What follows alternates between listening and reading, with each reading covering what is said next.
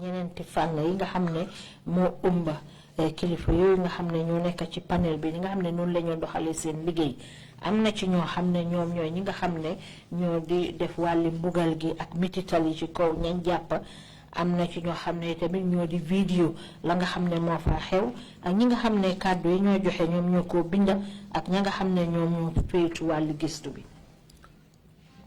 That is what we discussed yesterday. Yooyu lañ waxtaanee dimba. Correct. Well, now let's go back to this issue of the working methods of the panel. We want to understand what was the arrangement, the working arrangement of the panel. But first, let's start with your role as the host of this panel. What was to be your role in that exercise? Léegi nag ñu commencé suñu waxtaan lu aju ci ñi nga xam ne noonu la panel boobu den doxalee seen wàlli liggéey waaye nag ñu njëkkee ko nag ci yow mii ci sa boppa li nga xam ne moo fay woon sa taxawaay ndaxte NIA ñoom ñooy ñi nga xam ne ñoo dalaloon panel boobu noonu seen béréb ba lañ ko doon defee.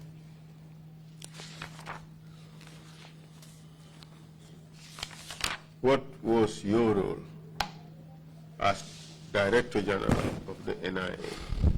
What was your role in this investigative panel? Yow lan mooy woon sa taxawaay comme que yow yaa nekkoon Director General bu NIA jamono boobu lan mooy woon sa taxawaay ci panel jàmbur yooyu nga xam ne dañ leen tànnoon pour ñu def mbiri gëstu boobu. Perhaps maybe I should give you a bit of background on the basis of what was discussed yesterday. You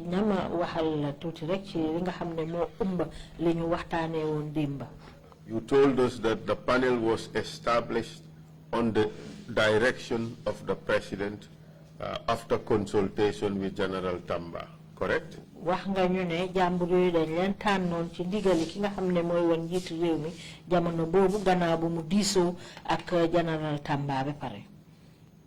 Yes. Wow. You told us that the President and General Tamba determined who were to be the members of the panel. President and General Tamba Yes. Wow. You told us that the NIA was represented in the panel by Mamadou Haidara, who was chosen by General Tamba and the President.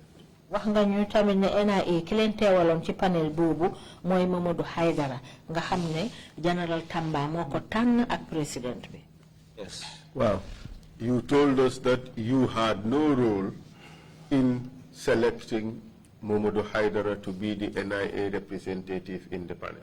wax nga ñu tamit ne yow da amuloo benn loxo ci tànn bi nga xam ne moom lañ tànn Mamadou Haidara pour mu teewal NIA ci panel boobu. Yes. Wow. That is what we discussed regarding how the panel came about. Yooyu lañ waxtaanee woon lu aju ci naka lañ sosoo panel bi.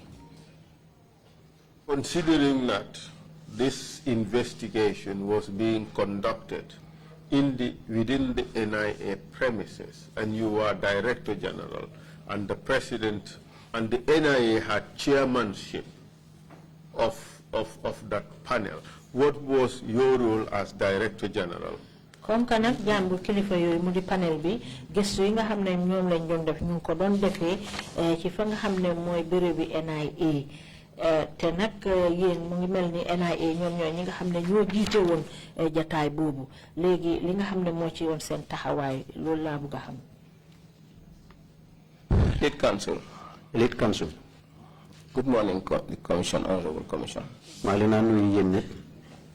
Under normal circumstances, I should indeed have been the host and administrative head of the panel. Because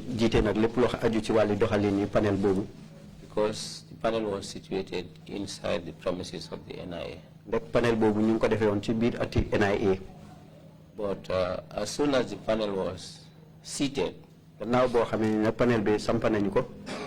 I addressed them and welcomed them.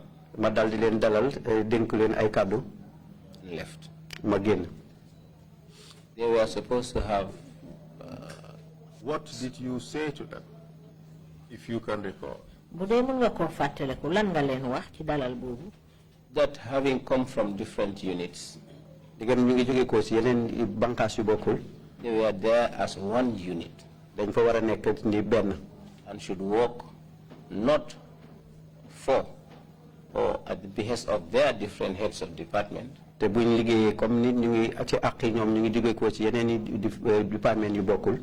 as a team,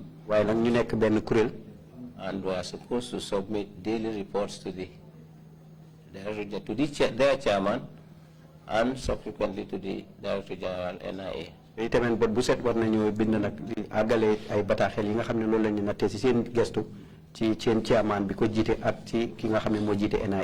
Onward transmission to the then president.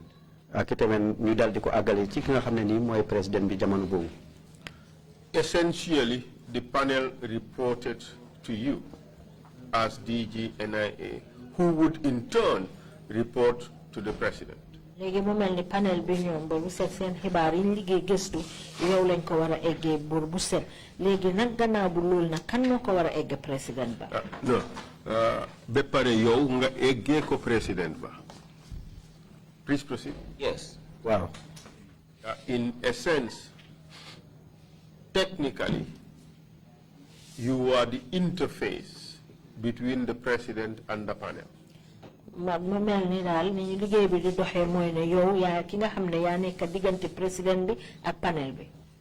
Yes. Wow.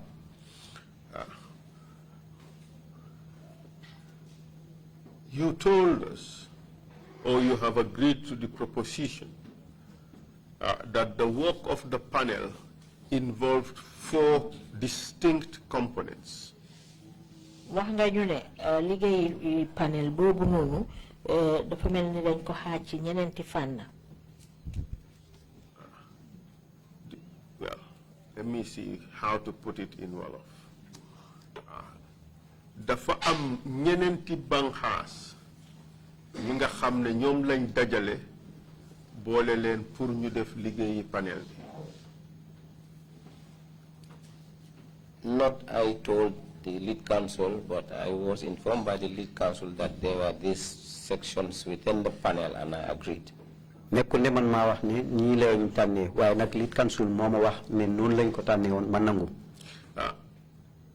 fact, I did clarify it, that it was a proposition that I made to you, which you accepted.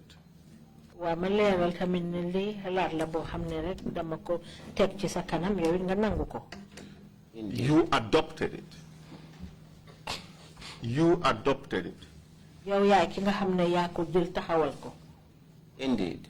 Wow. So it is yours. It is your statement. You had a choice to reject it. You had a choice to modify it. You had a choice to partly agree it and partly reject it. You had a choice to agree it wholesale. And you made your decision to accept it wholesale as true.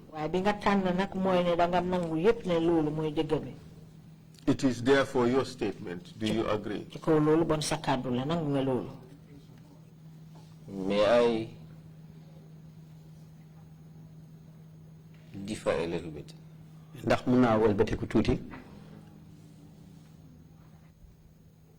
When the panel was opened and they inaugurated and they started operating, as soon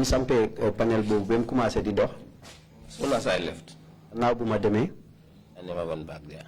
Because I noticed that the functions that I was supposed to have been carrying out, the overseeing aspect of it, were hijacked by the then Chief of Staff.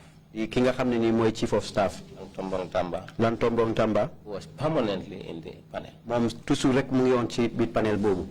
You have said quite a lot of interesting things.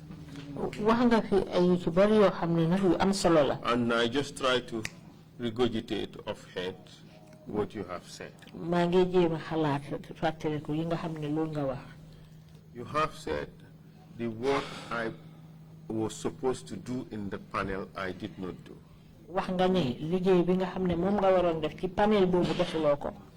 Because after I addressed them the first time, I did not go back there.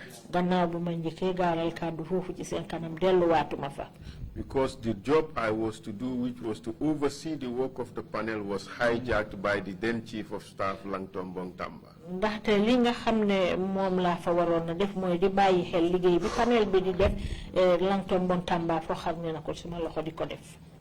That is what you said. Indeed. Wow. There are two important elements that we need to look into in that.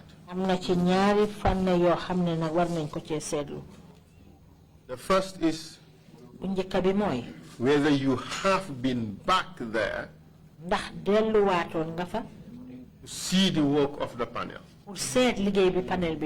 or to coordinate or liaise with members of the panel.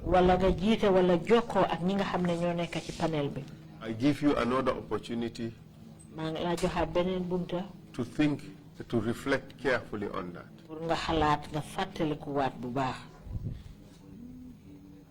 Yes, I went back a second time. And probably a third and a fourth and a fifth time.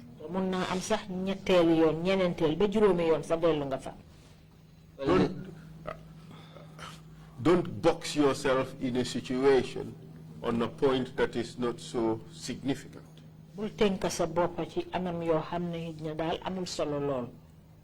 Let me put the question differently.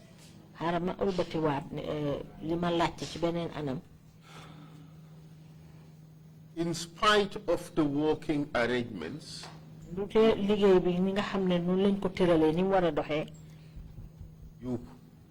you remained in contact with members of the panel and knew what was going on.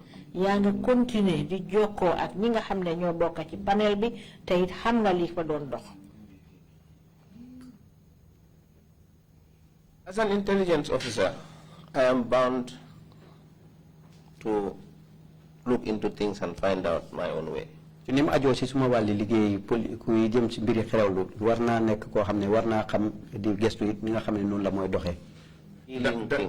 But that is something else. That is paying attention to things with a view to gather your own intelligence. But that aside, and that aspect is very covert. But you had an overt and direct and very open relationship with those who were working at the panel, which enabled you to know about everything that was going on in the panel. Pour di bàyyi sa xel rek ci li nga xam ne noonu la ñu doxalee seen liggéey loolu beneen fànn la waaye ba léegi yow doon nga ko xam ne jamono bu ci nekk yaa ngi doon jokkoo ñoom yaa ngi doon xam yaa ngi doon yëg li nga xam ne moo doon dox ci panel boobu noonu. Naturally, I knew personally certain members of the panel. ci nekkin am na ñenn ñoo xam ne nekk nañ ci panel boobu xam naa leen. Mr. Sambou, I am not talking about an informal flow of information. I am talking about a formal flow of information that is based on the working arrangements, wherein you are debriefed about what is happening, or you are briefed about what is happening at the panel. You would occasionally go there to see what is going on, and you would have constant flow of communication between yourself and members of the panel. Is that true or that is false? The chairman of the panel would come to my office practically every day to submit daily reports. ki nga xam ne nii moo jiite woon nag panel yi gestu boobu noonu bot bu set dana dee ñëw si man ngir àggale ma bataaxel yi nga xam ne moom lañ fa jëlee. But not only would he come to your office to discuss work of the panel, you would occasionally go to the panel to also see what they're doing or to brief them. waaye du daan em rek ci moom mu ñëw sa office waaye yow itamit léeg-léeg daan nga dem fekki panel bi foofu pour seet lan la ñoo liggéey wala pour xamal leen nga xam ne noonu la liggéey bi di doxee. There was an occasion when I had to go and address the panel. amoon na yenn jamono boo xam ne nii dama waroon a dem foofu nag ngir gaaral ci panel bi. Because they were not working in cohesion. That's the beginning, the first stages of the panel. waaw ci njëlbeen nekkuñu woon di liggéey ni nga xam ne noonu lañ natt si anami liggéey bi ni mu waree. And I went to remind them that they had to work collectively. ak gannaaw loolu nag ci laa dem pour fàttali ne leen liggéey bi dañ ko war a def comme ñu seqoo ko ñu boolante liggéey.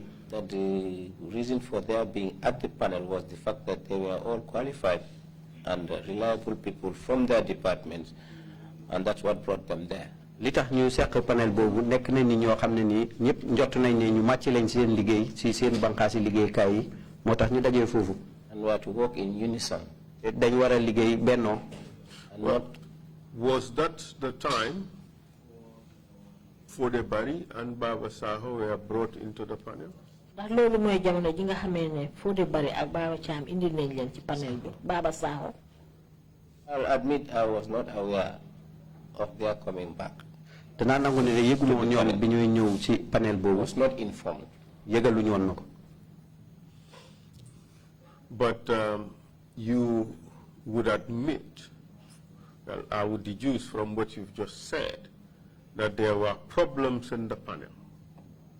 There were problems. Did those problems impede the success of the panel?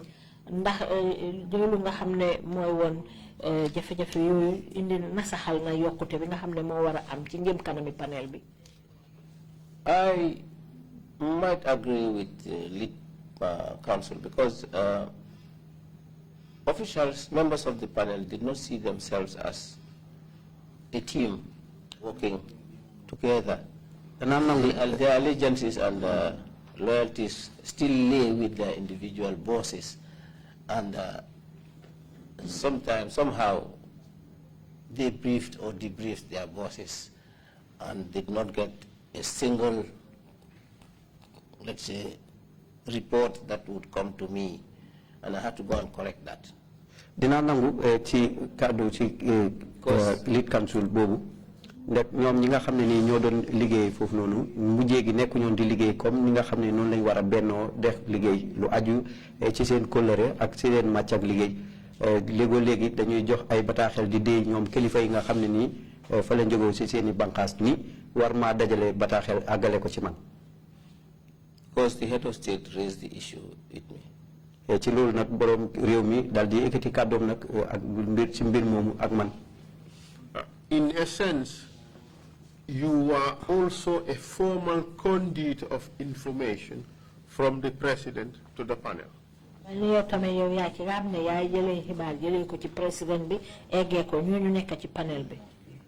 In a sense, yes. Wow, wow. But why? I did not have direct contact with the president. Madan am joko bo xamne ni ak president bi direct. The chief of defense staff who was there had. Ki nga xamne mo nekkon chief of defense staff mom moko dan am. So before I had the opportunity to go and brief the president, he was already in the know.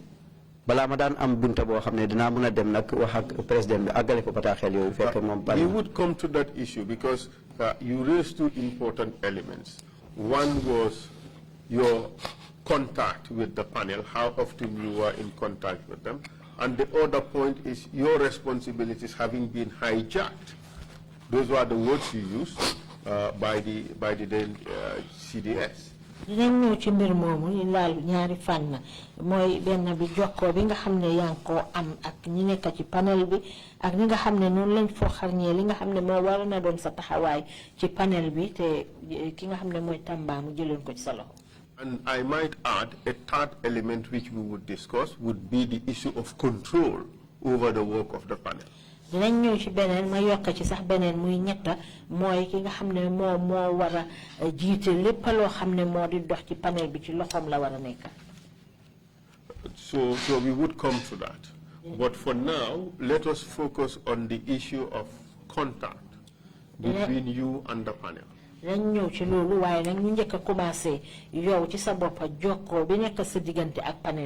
And what precipitated that is your suggestion that after you addressed them the first time, you did not go back there again.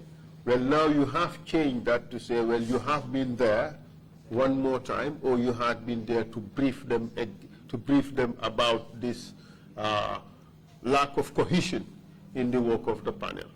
But I am suggesting to you that perhaps you have visited the panel more frequently than you have made it, and think about that and give us an answer.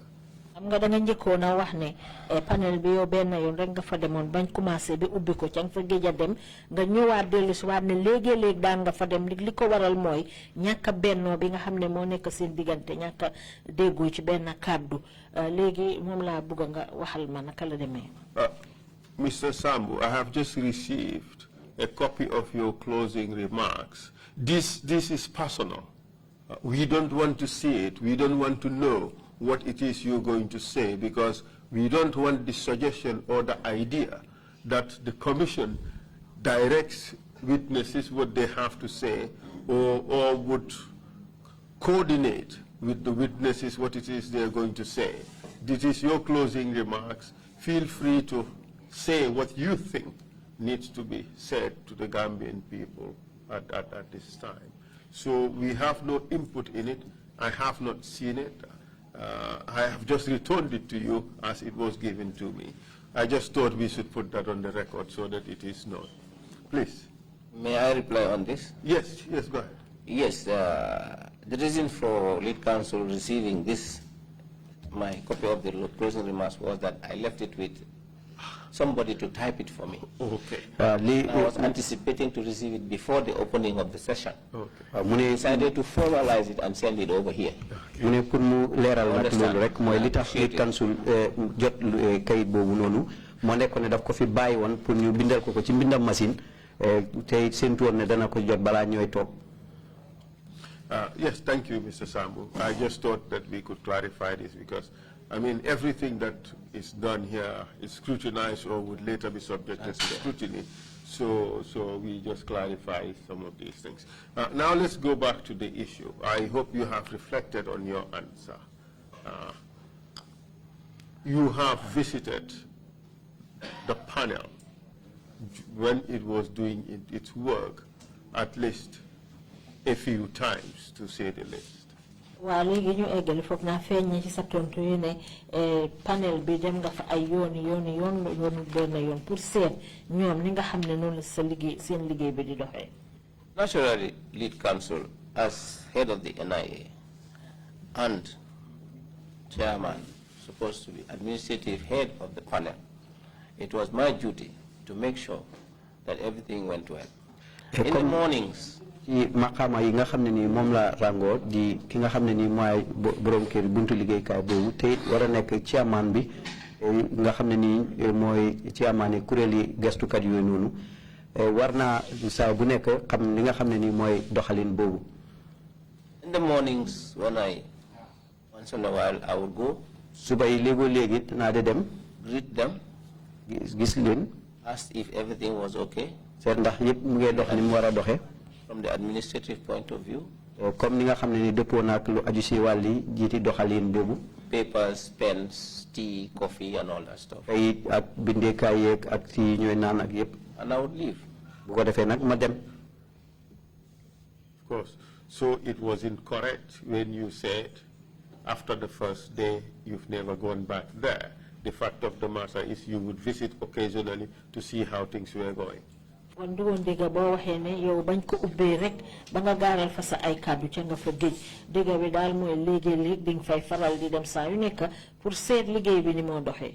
Yes, what I meant, it must have been a slip of the tongue. What I meant was I did not go there and I never interfered in their job.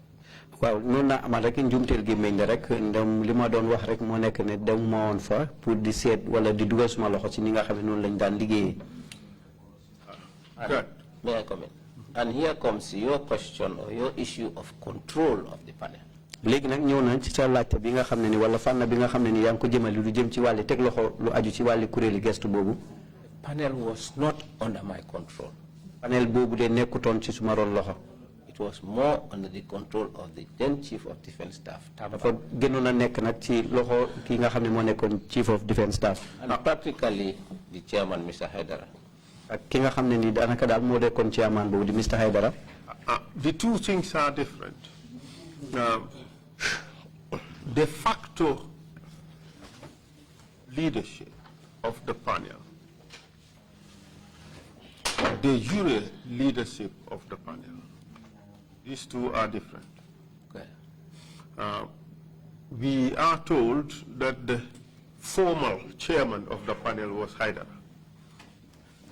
Effectively, therefore, he was the de jure leader of the panel.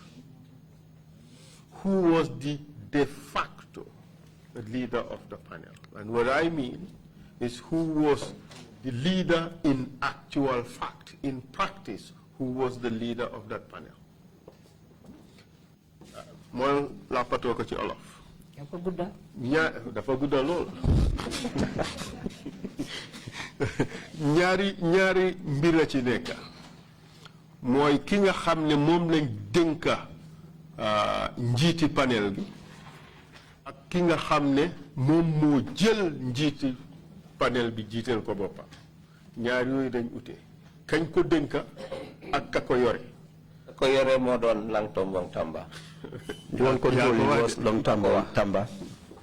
I said it. And I will say it again. Yes, tell us in English. I have said it that the de facto, as lead counsel suggested, was the then Chief of Defence Staff, Lang Tombong Tamba. Why do you say that?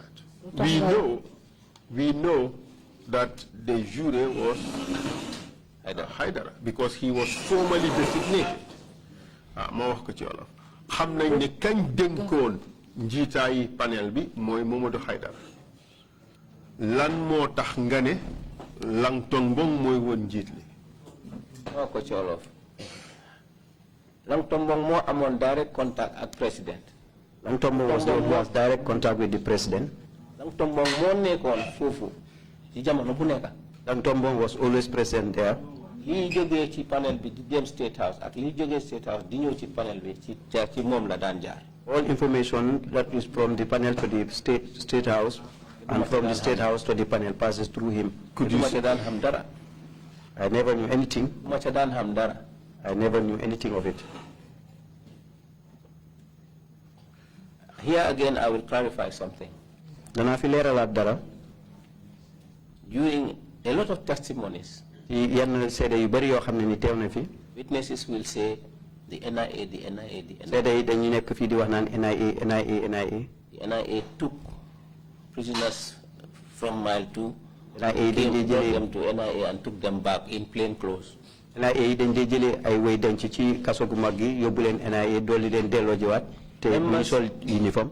Members of the state guards were also in plain clothes. State House uniform. And they were also in the panel. Premises where the panel was situated in was in the NIA, of which I was head. My opinion about bringing the panel to the NIA or setting up the panel was not sought. The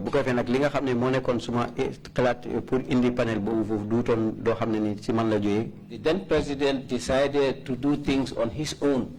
And use his liaison, who was the Chief of Defence Staff then, to do things. I was just there like a figurehead. That is why my name obviously will naturally surface. And I will be adversely named. I wish to put this on the record. Thank you. What you said is obviously very clear. But it has to be subjected to a little more interrogation.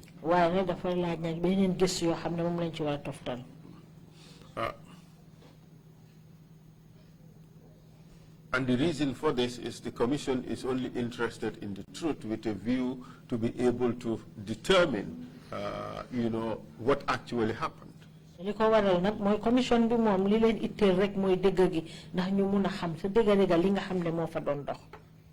From what you have said, it appears to me that there were 2 lines of communication between the President and the panel. Dafa melni ci man dal dafa melni ñaari fanni joko mo don dox ci digante president bi ak ci panel bi. Yes, indeed. Well, one line of communication was between the President and yourself. Ben fanni joko bi moy won digante president bi ak yow mi ci sa boppa. Then to the panel.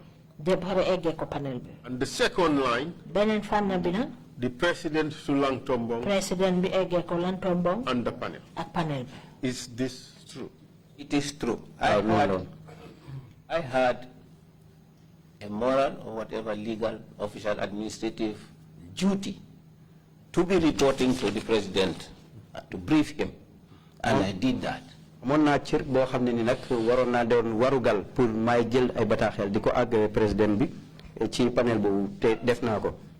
But the issue is, by the time I got my reports, daily reports, typed them, looked into them, edited them, or analyzed them to take to the President, I was already giving him stale news. bu koy fee nag léegoo-léegi nag saa bu ma jotee bataaxel yooyu noonu ci jamono bi nga xam ne ci lañ koy def bindam tubaab ci machine bi dal di ko seggaat dal di ko seetaat seet naka laa koy àggale président bi su àggee rek dafay fekk sax tardé na. That rendered my effectiveness and efficiency useless. loolu nag bu boobaa dafay nasaxloo li nga xam ne ni moo nekkoon suma warugal ci mbiri panel boobu ci wàlli yóbbu bataaxel. How would the President receive the information in advance of your report? Naka la President bi di jotee xibaar yow balaa sa xibaar bi di egg ci moom.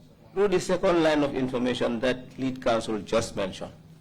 Comme ni nga xam ne rek noonu la ko lead counsel feeñalee. I did not say it. Yes, you suggested. No, I just dissected what you said. Well, I agree and brought out that element because you said it.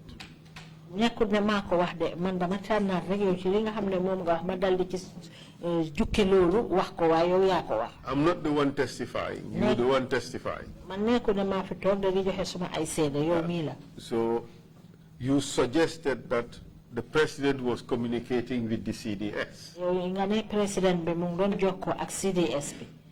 And he was getting information from him. Te mu ngi doon jotee xibaar ci moom. Isn't that what you said? Very rightly so. No.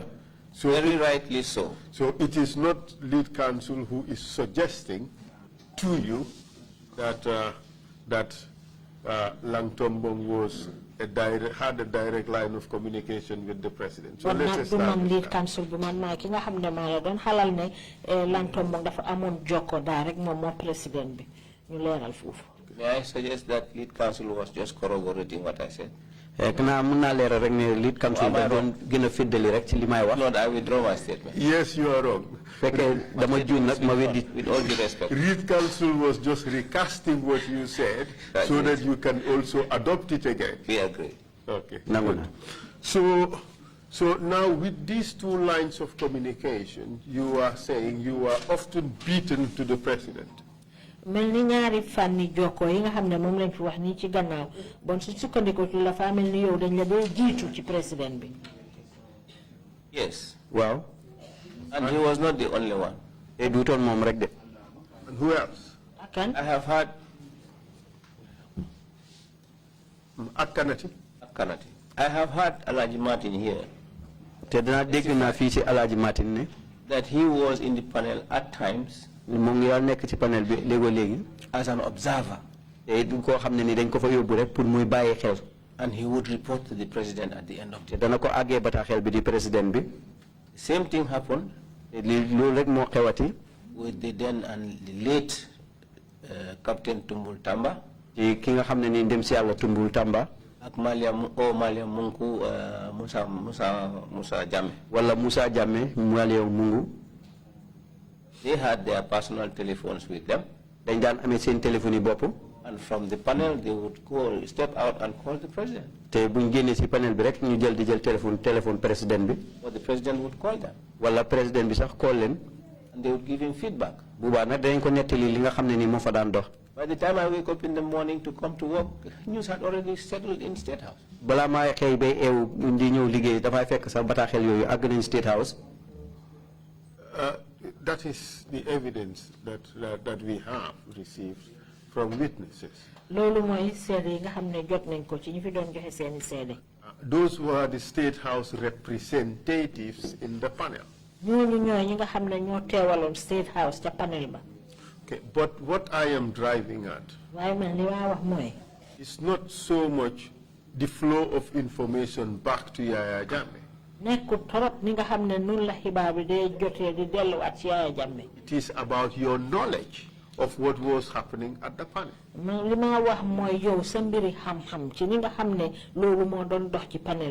You knew what was going on in the panel. There were other representatives of the NIA in the panel. Who? Some two boys were there. I wouldn't remember. His surname was Tambajang.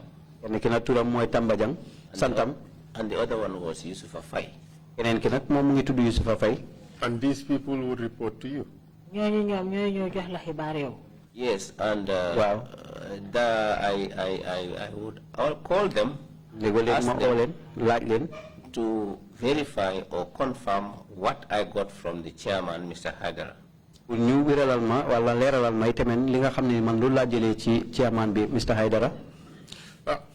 In view of all that, would you accept that you are inextricably linked with the work of the panel?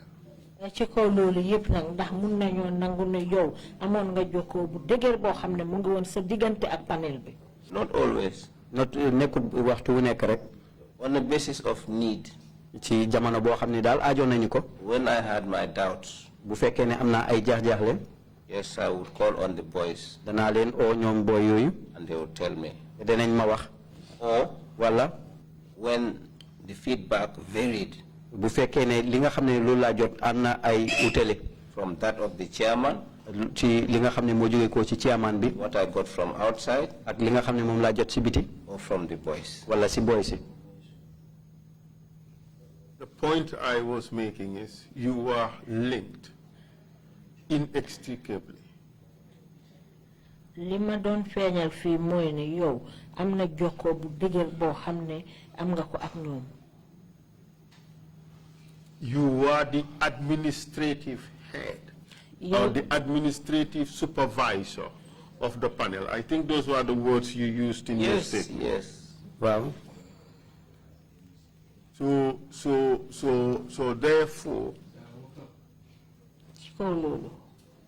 you also shared ownership over the work of the panel.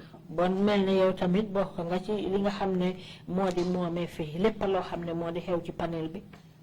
Administratively, yes. Waaw ci li nga xamne mu ngi aju ci walé dogali liggéey bi waaw. We would come back to that. Dinañ jël ci lolu. Tell us about the decision making in the panel. Wax ñu li nga xamne ñoo amé baati dogal bi fofu ci panel bi.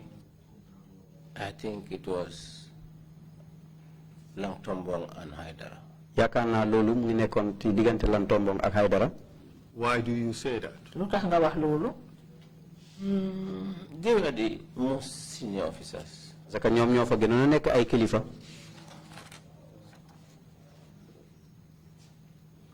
But we have agreed that even though Haidara was junior to Langtombong in terms of rank in the security services, Haidara was chairman. So formally speaking, rank or position appeared not to have mattered. Why nangu tona ni degala Haidara ci wali mahama mo gëna soufé Langtombong waaye nag terewutoon ne moom mooy ki nga xam ne moo jiite woon li nga xam ne mooy doxin bi fa doon dox wala sax mun nañoo wax ne maxaama bi niñ koy wante daa amul solo foofu. May I please remind lead counsel that I did not appoint Haidara as chairman of the panel. Man naa fàttali lead counsel ne man nekkuma woon ki nga xam ne maa tànnoon Haidara def ko mu jiite ci kuréeli gestu boobu. And that point to me is irrelevant. I'm sorry. Kon nag man kàddu yu daal nekkul lu am solo ci suma wax ji.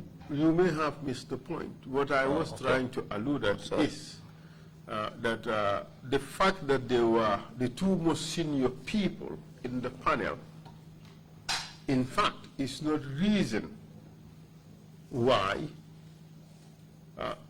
they had control. I mean, there may be other reasons why they had control in the decision-making process.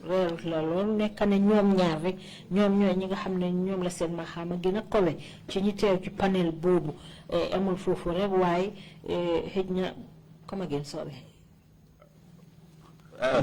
Lima jéema wax fii mooy ne yow danga ne ñoom ñaar ñoo amee woon kàddu gi ci panel bi parce que ñoom ñaar la seen maxaama gën a kawe man it ma woon la ne Haidara Langtombong maxaamam moo gën a kawe waaye taxut jëluñ Langtombong jox ko njiit li ñu ngi jël njiit li jox ko Haidara bon mu ngi mel ni maxaama taxut ñoom ñu am kàddu am na leneen luy tax ñoom ñu am kàddu gi ci panel bi yow si sa gis-gis loolan la.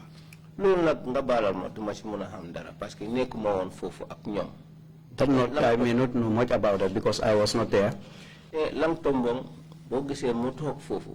If you see Langtombong was there. beneen interest waaye moo amoon na beneen liggéey bu mu waroon a mun a def lu tax ba du fa mun a toog ba Haidara ñëw nekk ak boss. Maybe there was another interest. Kilifa kuréel googu. But he could have been somewhere with responsibilities. That's why Haidara should be there as chairman. You have told us that your responsibilities were hijacked. And the word hijacked was your suggestion. These were your own words. You said they were hijacked by Langtombong. Can you tell the commission how that happened? I don't know. He must have had his own agenda or he must have had his own interest like you are asking now. Or maybe he must have been appointed to sit there. If I should know, I would have tell you. But what functions of yours did he hijack from you?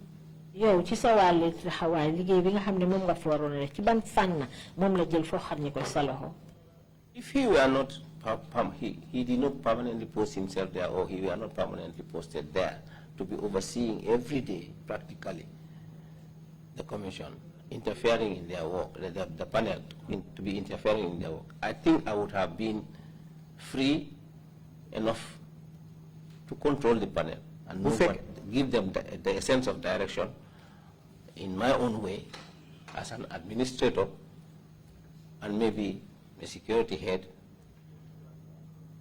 to run the panel. Bu fekkene yóbbuutoon boppam su fekkene yóbbuutoon boppam foofu wala ebaluñoon ko foofu noonu mu nekk fa toujours danaa doon nekk koo xam ne nii danaa doon am suma sago boo xam ne nii mayit danaa doon doxal li nga xam ne ni moom lañ séntu si man nga xam ne nii mooy doxal nag li nga xam ne nii wala di bàyyi xel lu jëm ci wàlli tëddali ni kuréel googu di doon gestu. You used the word hijacked.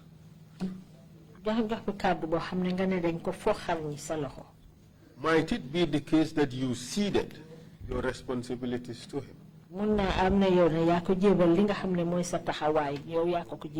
If he had asked me to cede my responsibilities, I would have done so.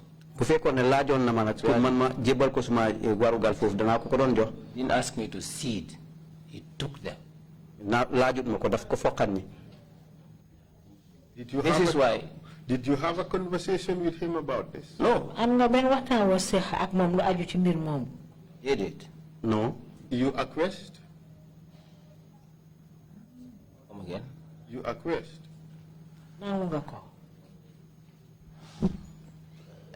You resigned to the situation.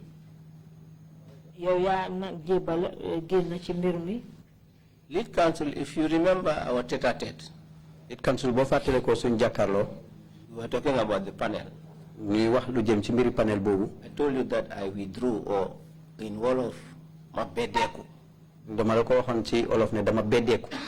If that means resigning, ndax lool mo mean ne dama jébalé liggéey bi, let it be so. nan nako nek kon. The situation during that time, jamono bobu ci waxtu wowu, I have written it in my statement, bindana ko ci sumay cadeau yi sotandeku, that it was like an undeclared state of emergency in the country. dafa mel ni jamono jotbatu karangé la won fi ci réew mi bo xamné ni dal yébané wuñ won ko. Everything was directed towards that aborted coup. Lepp nak ñu ko jëmalé won rek ci coup bu antu ton bobu. Everybody was a suspect, Ken nu ko nek nak ñorton nañ la ci, including my good self. bok na ci man ci suma bop sax. I was treading on very soft ground. Ma ngi don dox nak ci anam go xamné ni gu yoxam la won. Whereas I was Director General. Ndem sax ma nekkon ki nga xamné ni ma jiti won NIA di Director General bi. If I were not careful in my treading, Suma bayiwuton xel ci ni nga xamné non la doon jëflé, I would have been turned round and put in the other camp. mënon nañ ma wëlbeuti nak dugal ma ci fenen. And who betide me? Té tamit boba da doon am jafé-jafé. That is why I folded my hands Lool nak mo taxone ma lem sumay loxo. and kept indoors in my office. Say bu ne rek ma ngi ci suma office. And would only see Haidara at the end of the day. Té boba rek ay dara ben yoon rek lañuy gisante moy ci ñextel liggéey bi. But my constant, my touch, as lead counsel would say, with the panel, Li nga xamné mo ndewon suma jëflante ak panel bi was to know what was happening so that I'll be on the right path. boba pour ma xam nak li nga xamné ni mo fay dox bu wa ndax dana mëna fekk may ma mëna nek ci li nga xamné loolu lañ sentu ci man. And also be very careful. Nga xamné dana gëna mëna bayyi xel. This is the issue. Li mo doon li xew. And indeed, you knew what was going on in the panel. I was bound to know. Dama waron ko xam. And tell us what you knew was the system, the modus operandi of working.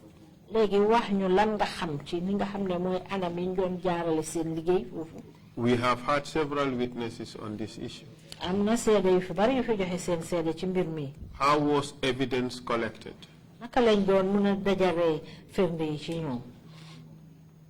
I said in the beginning Waxna ko ci njëlben that the panel started off nicely, panel bi nim commencé won de doonte bu yewen la won, especially when they are working during the day. rawatina nak jamono bi nga xamé ñu ngi doon liggéey ci bés bi. But then things took a drastic turn. Mu jégi daal mbir mi daldi am wécceeku boo xam ne ni bu jafe bu doy waar la. But let's interrogate that first part of your statement, the panel starting very nicely, especially when they were working in the day. This panel started off very badly, and in fact started working at night, and not during the day. Léegi nañ wax li nga xam ne moom nga njëkka wax ne bi moo commencé de mu doon dox ci anam yu rafet yoo xam ne noonu lañ doon doxali seeni liggéey ci bés bi buñ ko commencé waaye nag panel bi léegi daf dee nekk jamono joo xam ne ay guddi la ñu liggéey du doon bëccëg.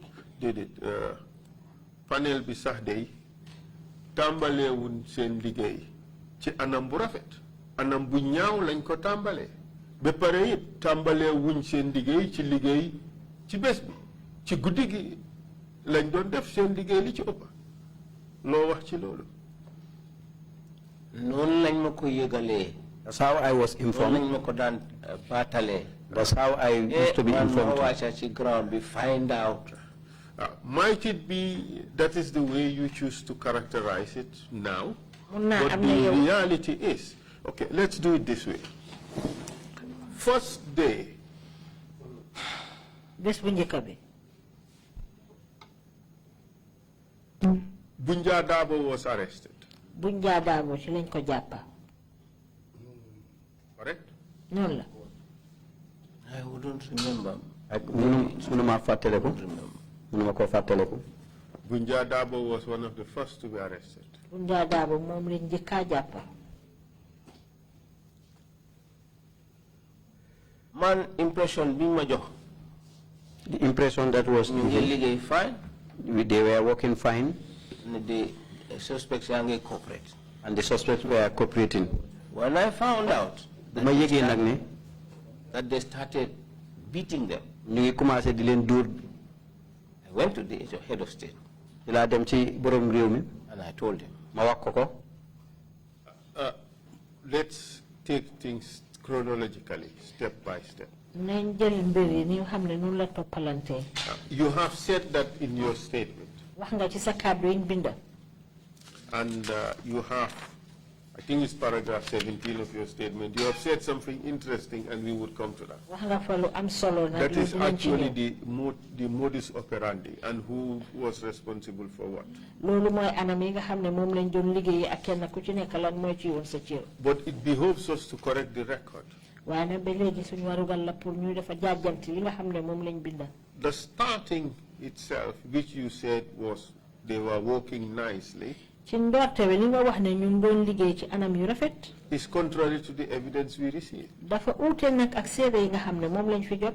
And that they were working, when they started off, they were working in the day, is contrary to the evidence we received. In fact, the evidence we received was that the witnesses, once apprehended, are taken to Mile 2 prison straight away. And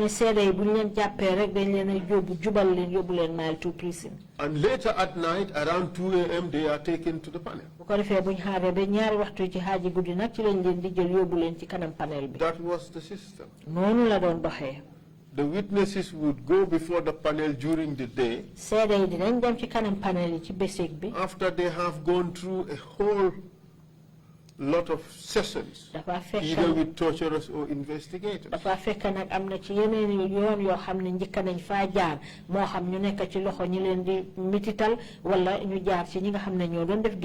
Is that true? That is why I said that is the impression I was given. Let's not talk about impressions now. Let's talk about the real fact. Lead counsel, if you would please allow me. I also have something to say. Of course, you would. You would have every time to say what you have to say. The impression I was given was this. It is possible that it's contrary. Because the facts and the statements are there. The testimonies are there. Nobody can argue against that. I asked for feedback. Somebody reports to me. The feedback was very nice. But when I found out the facts, I went down the ground. And I took up the issue. And felt very foolish. I have said it here, and that's why lead counsel said I have said something very interesting, and we will come to that.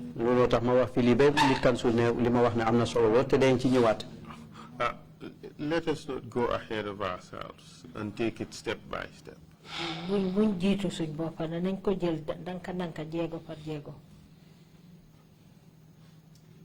The impressions you said you were given were not true. Correct? Accepted. Well, Nanguna. And the truth of what was happening was that a lot of these witnesses or these suspects were taken before the panel late at night.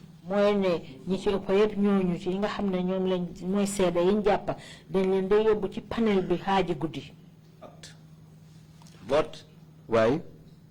I have also said in my statement, and I'll say it here, I left to go home every day, 7:30, 7:45. I will not leave my house until I come back to work in the morning. So what took place there during the night, I did not know until I am informed in the morning, and I hold my head.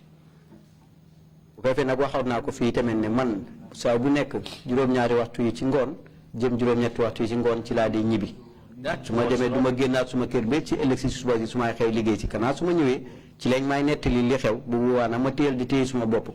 That was not part of my professional ethics. loolu nag nekkutoon li nga xam ne nii suma yareef ci liggéey la.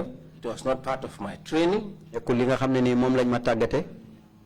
And I did not receive that type of training either at school, at home, or from the university. te duut nag loo xam ne nii yareef la ci man boo xam ne jotee naa ko ci kër ga wala ci school wala sax ci université It was against my principles. ndax loolu utee na nag ak li nga xam ne nii mooy suma yareef yi xol. What was so abhorrent? And well beyond my control. What was so abhorrent that it was contrary to your principles, beyond your control, which caused you to hold your head every time we have such information? lan moo ci kéemtaanu ba nga xam ne biñ la nettalee li nga xam ne moo fa doon dox yëpp da nga yéemu ba téye sa bopp bi lan mooy li nga xam ne moo ci kéemtaan ci li daan dox. The tortures and the beatings of the detainees. métital yeeg dóor yi nga xam ne moom lañ daan dóor ñi jàppoon. We have heard from Alaji Martin, déggee nañ ci Alaaji Martin corroborated by several witnesses, te wéral na ko fi di ay seede yu ci bari that the panel had a working method, ne panel bi dafa am anam yu ñu daan liggéeyee.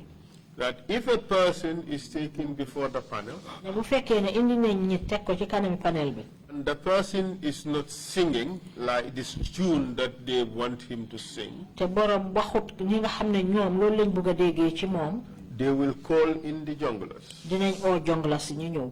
and the junglers would take the person outside. jonglas bu ñëwee daal di jël borom yóbbu ko ca biti They will brutalize the person dinañ ko dal di fa mugal toroxal ko and would bring the person before the panel at another time. dal di ko indiwaa beneen jamono ci And the kanam person panel is subjected to another round of questioning. su boobaa nag ñu dal di ko commencé la di ko laajaat And that happens until they have a confession. te noonu la ñoo def nag ba nga xam ne borom nangu naa wax li nga xam ne lu lañ bëgg a mu wax. I heard Alaji Martin. dégg naa Alaaji Martin. Was he lying or was he truthful? He was not lying. dégg nga ko dégg la doon wax wala waxul digga. He was not lying. békku doon du doon fen de. So what was he saying? lan la doon wax nag bon. He was saying the truth. mu ngi doon wax dëgg ji. They had orders from their boss. dañuy am ndigal boo xam ne mu ngi tukkee ci seen boss. Force the detainees to say the so-called truth. nañ forcé détenu si ñi jàpp ñu wax dëgg ji nga xam ne loolu lañ bëgg a dégg ñoom. Could you take that again? mën nga ko They jël. had orders from their boss. dañuy am ndigal lu jógee ko ci seen boss. President Yaya Jammeh Yaya Jammeh. from State House State House. to make their detainees say the truth, the so-called truth. ñu wax ñi nga xam ne nii ñoom lañ jàpp ñu wax dëgg ji ñoom lañ bëgg a dégg ne mooy dëgg. The truth according to who? dëgg bi ci kaw According to them, according to their boss. ci li nga xam ne mooy ci seen boss. In a sense, you have told us léegi mel ni yow wax nga ñu ne. these confessions were coerced or extorted out of these witnesses. I have. kàddu yooyu dañ ko daan forcé pour jëlee ko ci ñi nga xam ne ñooy seede yooyu. I have. wax naa ko fi. And these confessions were the basis of the prosecution of these witnesses, of these suspects. te ci kàddu yooyu nga xam ne moom la joxe nag ci la ñu sukkandiku nag pour yóbbu kooku ci kanami luwaa. So I was made to understand. mujjee gi nag loolu lañ ma yëgal. But you would have been the person to submit the reports. waaye yow yaa ki nga xam ne yaa war na bind xibaar yi. I will ask a rhetorical question. I'm not supposed to ask answer the questions instead of asking me questions. I ask the questions, Mr. Sambou. Yes, that's what I said. I will ask a rhetorical question. Just answer the questions. Was there any? I did not have a choice. I was supposed to take a daily report to the president. Mr. Sambou, you have training in ethics. Yes. Mr. Sambou, jangal nañ la ci ni nga xam ne noonu liggéey bi war a doxee. You had all the training to make you a consummate professional. jàngal nañ la jànga moo xam ne yëpp mu nga ci sukkandiku pour doxal sa liggéey ni nga xam ne noonu la war a doxee. True. dëgg la. True. dëgg la. Did you state anywhere in your reports that these confessions that I am sending to you were obtained by way of torture, they were fraud, they were fraudulent, they were extorted out of these witnesses? Did you say that in any of your reports? ndax report yooyu nga doon binda am na ci benn jamono yoo xam ne binda nga fa ne man day xibaar gi ma laa jottali nii dañ ko jëlee ci seeni borom ci ay anam yoo xam ne dañ leen ko forcé ci xatal leen ba nga xam ne joxe nañ xibaar yi. I told the president that the detainees were tortured. wax naa président bi ne detainees yi ñi jàpp They were dañ leen made di to make their reports. I did tell him. dañ leen di métital pour ñu mun a wax li nga xam ne no. And he giggled. And he giggled. waaw mu ree. dal di ree. And then said what? dal di ci teg lan. In fact, lead counsel, I was not to understand that whilst these prisoners or these detainees were being tortured, man nag yëg naa ne jamono bi nga xam ne ñu ngi dal di métital ñi jàpp nii. somebody invariably would be there with his telephone. léegi am na koo xam ne dafa amee foofu téléphone am ci foofu. And the president would be hearing how the person is shouting or crying. dal di téléphone bu ko defee président bi di dégg borom moom naka la moo yuuxoo. Which means by morning, when the report goes to him, he already knows. loolu moo mel ne nag ni ki suba gi su ma xëyee balaa ñoo àggale report bi dafay fekk moom mu xam ba pare. What else can I tell him? lan laa ko mën a tee wax. We are talking about a completely different question. ñu ngi wax ñaari laajte yoo xam ne dafa uute. Your report that you compiled and submitted xibaar yi nga xam ne moom nga binda dajale ko joxe ko. included confessions by these suspects that you know were fraudulently obtained. bokk na ci di kàddu yi nga xam ne ñu ngi ko jëlee ci seede yooyu te wóor na la ne anam yi ñu ko jëlee dëgguwul jaaru ci yoon. True or false? dëgg la wala déet. Did you respond now? I said true. man dëgg la. And these reports were the basis of the prosecutions of these suspects. te xibaar yooyu ci la ñoo sukkandiku pour yóbbu ñooñu nga xam ne ñoom lañ war a yóbbu ci kanami luwaa. I'm sorry, when they were being prosecuted, I was already not there. jégal ma waxtu wi nga xamee ci lañ leen doon yóbbu ci court bi man jamono boobu nekkatuma fa. Does it even make it any better? I didn't know. Didn't make it any better. ndax loolu sax fekku ne ci lay gën a gën. The system was you submit reports to the Attorney General's chambers, which would form the basis of a legal opinion, and charges are drawn, and the person is arraigned before court. You knew the drill. You work in both institutions. xibaar yooyu nga xam ne moom ngaa joxe ci la ñoo sukkandiku jël ko yóbbu ko ci kanam attekaay ji ci la ñoo atte seeni borom yow xam nga mbir yi naka laa doxee. Those were orders from Yaya Jammeh. loolu ay ndigal yoo xam ne jóge ko ci Yaya Jammeh déggoo la dañ leen daan bind. But of course you submitted reports. I did. waaye di ngay joxe ay xibaar. And those reports were the basis of the prosecutions. te report boobu ci la ñoo sukkandiku nag pour yóbbu leen ci kanami luwaa attekaay bi. True or false? dëgg la wala déet. dëgg la. And it was because of these reports that some of these people were sentenced to death. ngir report boobu sax sukkandiku ci report boobu loolu tax ba ñenn ci ñoom sax dañ leen tëj pour rey leen. Of 20-something years in prison. wala ñu tëj leen ci kaso bi ñaar fukki at ak dara. I am saying that maa ngi wax ne. when they were being prosecuted, jamono bi ñu leen doon atte.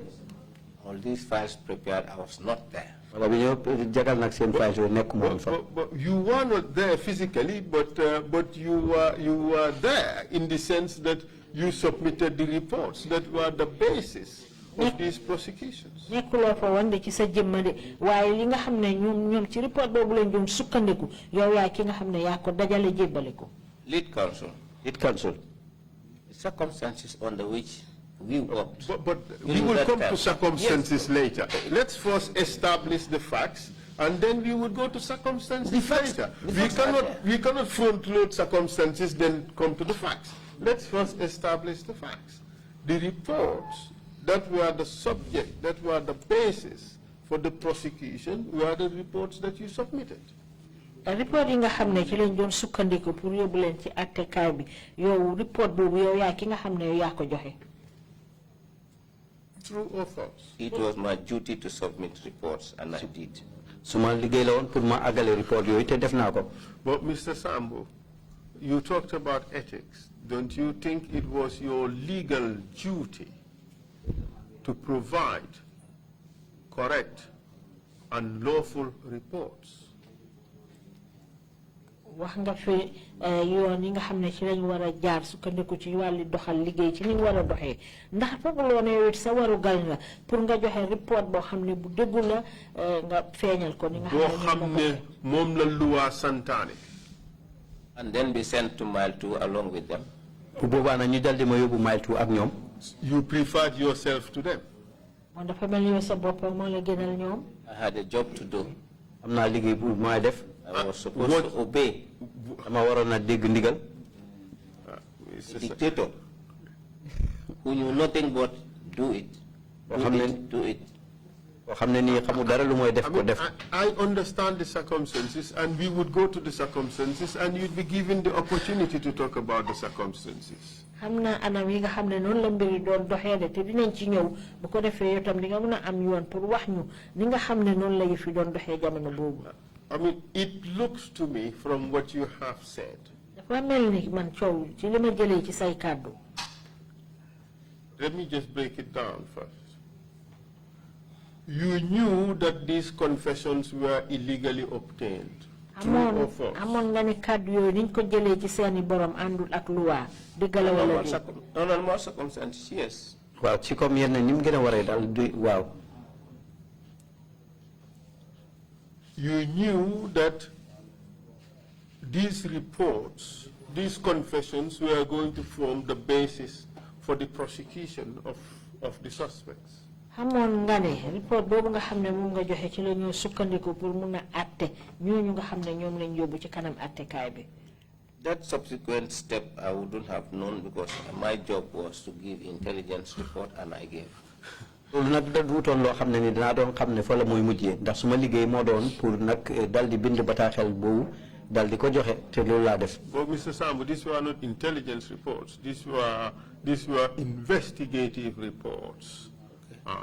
These were investigative reports with the aim of them being used to produce legal consequences. Mr. Sambou lii xibaar la boo xam ne ci ay gëstu lañ ko jëlee ci la faxe ko pour jël ko jëfoo ko nag ci anam yoo xam ne dañ ko sukkandiku ci jamono ji leen a yóbbu ci àtteekaay bi. That was the case, isn't it? noonu la demee woon ndax déet. That was the case, yes. waaw noonu la demee woon. And therefore you knew that those reports you were submitting would be the basis of prosecution.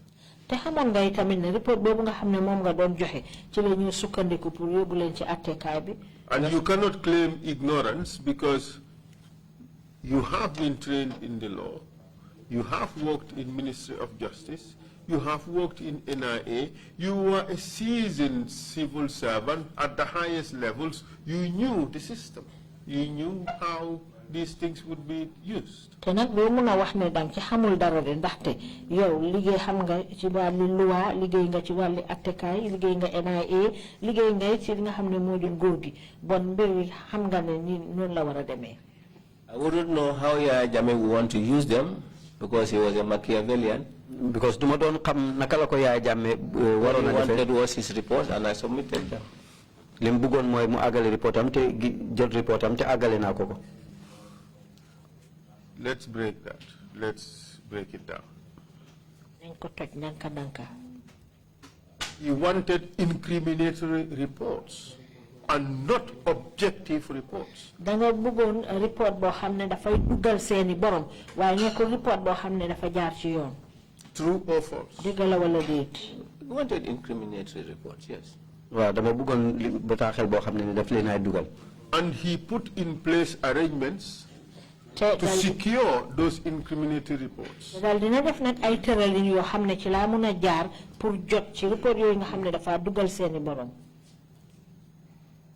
True or false? Only he knew what he wanted. dëgg la moom rek moo xamoon li bëggoon. Only he knew what Are you reversing your earlier response that he wanted incriminatory reports? No, I'm not. Good. So, why do you think he brought in the junglers? But let me just take that back. Let me read out from your statement something that you said, and that will help me to ask the next questions. Harama jangé ci kaddu yi nga xamné mom nga bind ne lolu na ma mëna dimbalé ma sukkandiku ci pour laccé ma bëgga laccé wat. You said the prerogative of arrest and detention rested on the then head of state, Yaya Jammeh, and executed by his henchmen, the state guards, led by the late Musa Jammeh and Tumbul Tamba, and their men in the dead of night, who, for reasons best known to them, brought their detainees or suspects to the premises of the NIA agency. It's long. Let me interpret this in Wolof, and then perhaps maybe we would go for the lunch break and come back. But yeah, coffee break. I'm a fallen, you see, I'm going too far ahead of you. Mr. Sambou is making me work too hard, so I'm feeling it already. What that meant was, chobaregi pour japanit denchako Yaya Jammeh moko amé won mom mi won jiti rewmi ak nitam ñi nga xamné mom la jëlone pour ñi ko defal li nga xamné mom la bëgga moy ñi nga xamné ñi leen jité won di capitaine Moussa Jammeh ak Tumbul Tamba ak seen nit ñi nga xamné dañoo dem jëli nit ñi ci digg guddi ci reasons best known to them ci ay xalaat yoo xam ne ñoom ñoo ko xam jël leen indi leen ci NIA bi I would learn about them upon coming to work in the morning when the head of the security guards James Mendy would inform me. su ma liggéey si nag ci suba ci laay doog a xam nag seeni mbir jamono joo xamee ne nag ki jiite wàlli kaaraange gi James Mendy moom ak koo yëgal. And earlier on, you did say that persons were brought to the panel at the NIA by members of State Guard stationed at State House under orders of President Jammeh. Ne ñi nga xamne ñoom la ñu indi fofu ci panel bi ñi leen dé indi ay gardekat lañ ñoo xamne ñu ngi liggéey State House ci ron digali President Jammeh. The late captains Musa Jammeh alias Malia Mungu and Tumbul Tamba and their men brought them in. Dem si Yàlla si Malia Mungu ak dem si Yàlla Tumbul Tamba ak seeni nit ñoom leen dé indi ci biir. They had direct contact with the then president. Ñoom nak ñoo dé jokko ak president bi dara doxut seen digante. Which I hadn't. Te loolu xam naa ko. I was later to learn gannaaw gi nag ci laa yëg ne some of the detainees or suspects were tortured or beaten during their interrogations. All this happened during the dead of night in my absence, without my knowledge. That is what you said in the statement. So what I am suggesting to you and adopt it to be yours, that by the time you put together these reports and submitted it, you had full knowledge that these reports were unlawful. These confessions were unlawfully obtained. In fact, in your own words, they were extorted out of the witness. They were coerced out of the witness. Those were your words. True. True. So my question is, when you submitted those reports, you knew that these reports were going to be the basis of prosecution.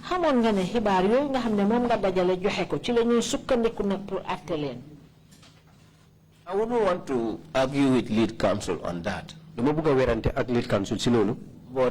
I wouldn't want also to preempt Jame's mind and intention.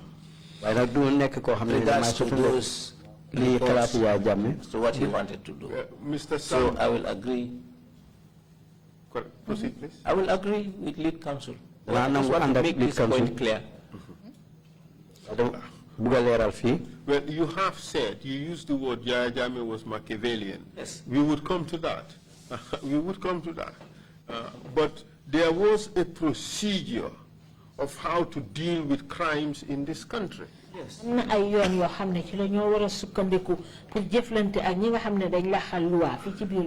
the procedure is when a crime is committed, the person would be investigated and arrested.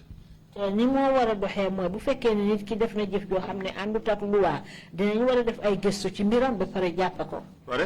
Right. And if it is found that the person has committed an offense, especially an offense as high as treason,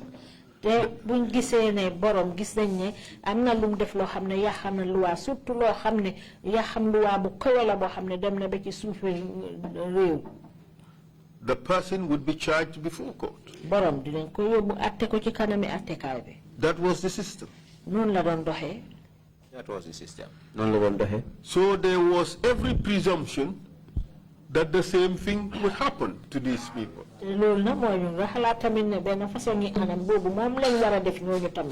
Seeing that an investigation was commenced and an arrest was carried out.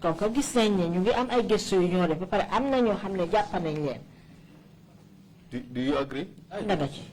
So it was foreseeable quite clearly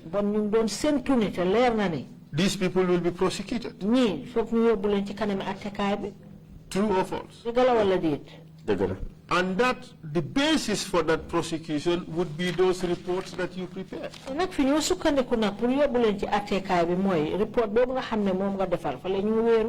True or false? True. And you know, or you knew at the time that the reports contained false information.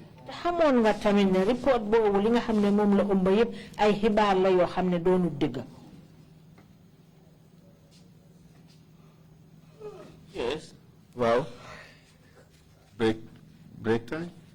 Thank you, Mr. Chairman.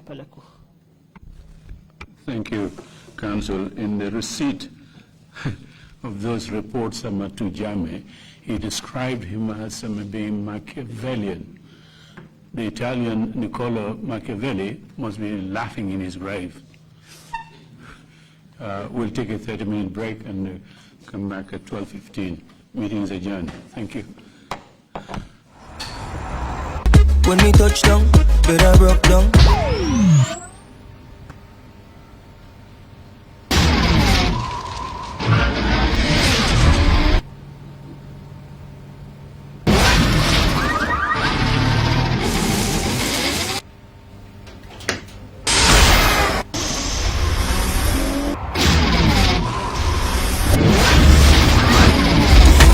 Gamtel G Fiber, now you can enjoy super fast internet in gigabytes. G Fiber is affordable, stable, secured, and accessible to homes, businesses, and enterprises. With Gamtel G Fiber, the future is speed. Gamtel, creating a brighter future in communication. That's so she became mine and see the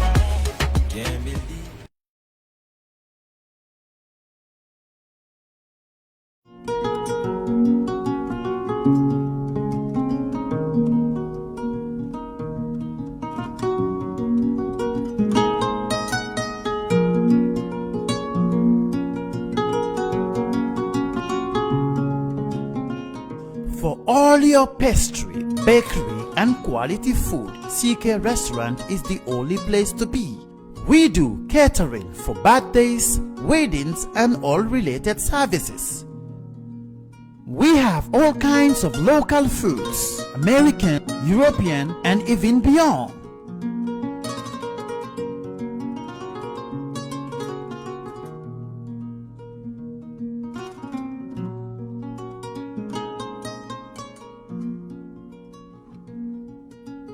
Come and have a taste of our local juice, ebe, and other services.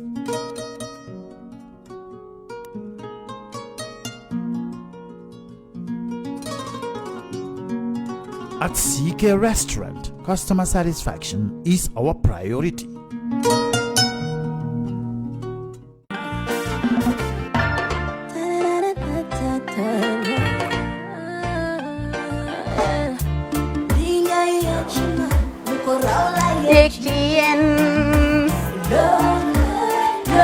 Love like fire. Wow.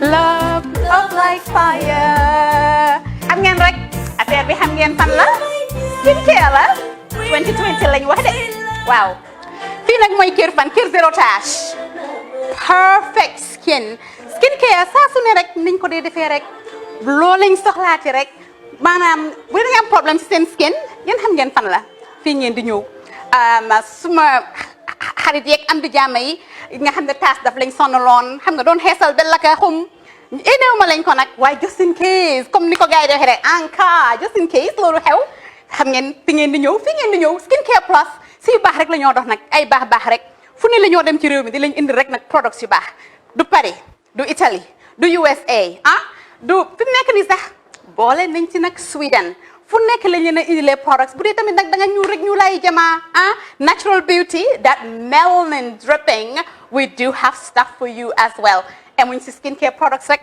ñu ngi ci cuub yi tamit fu ne la ñoo jaar in fact sax last commercial bi ñu defoon waxuñ leen moo ne dañoo dox ci ay kawar 9A grade rek nag waaw we do have bundles as well hair si lu ne la ñoo dox ñun ñu ngi ci rafetal jigéen rek luy taaral jigéen rek waaw boo leen di tukki tamit bëggoon rek classic suitcase ñu ngi dañoo dox ci ay Samsonite duñ dee indi any brand of suitcases though other than Samsonite comme li ma dee wax rek boo eggee airport dëri Samsonite dafa am nuñ laa xoolee waaw ngeen ne lan nag waaw skin ci moom la ñu gën a xamee nag skincare products ci moom la ñu gën a xamee ñu ngi dox tamit bentey tamit si ay dàlla waaye man nag skincare mooy suma specialty xam nga rek jigéen bu sa xar kanam réglé loo def mu jag am nañ Patricia Reiner Kiwi Eye the whole range Lighten Up Gold Tomatine I mean the list can just go on and on and on and on lépp loo xam ne rek luy taaral jigéen la ci yooyu rek la ñoo dox skincare plus nag emuñ si Gambia rek ñu nga United States ñu ngi Gambia fii ba pare bu dee yaa ngi anywhere in Europe mun nañ la ko mail within 3 days rek ñetti fan rek nga jot say diw emuñ si loolu rek dañ laa consult tamit balaa ñu laa jaay diw dinañ def a free consultation pour wax la rek exactly li nga xam ne moo méngoo ak sa kanam dinañ leen wax tamit ne rek am nañ perfumes fragrances men's shirts accessories we do dresses as well we do blouses we do shoes name it we do them Skincare Plus 2020 is our year of perfection zero task fi mu nekk nii réew mi fii kenn waratu fi task kenn waratu fi am problème kanam kenn waratu fi am problème yu picca boo ko amee dafa fekk ne rek ñëwuloo ci place bi fii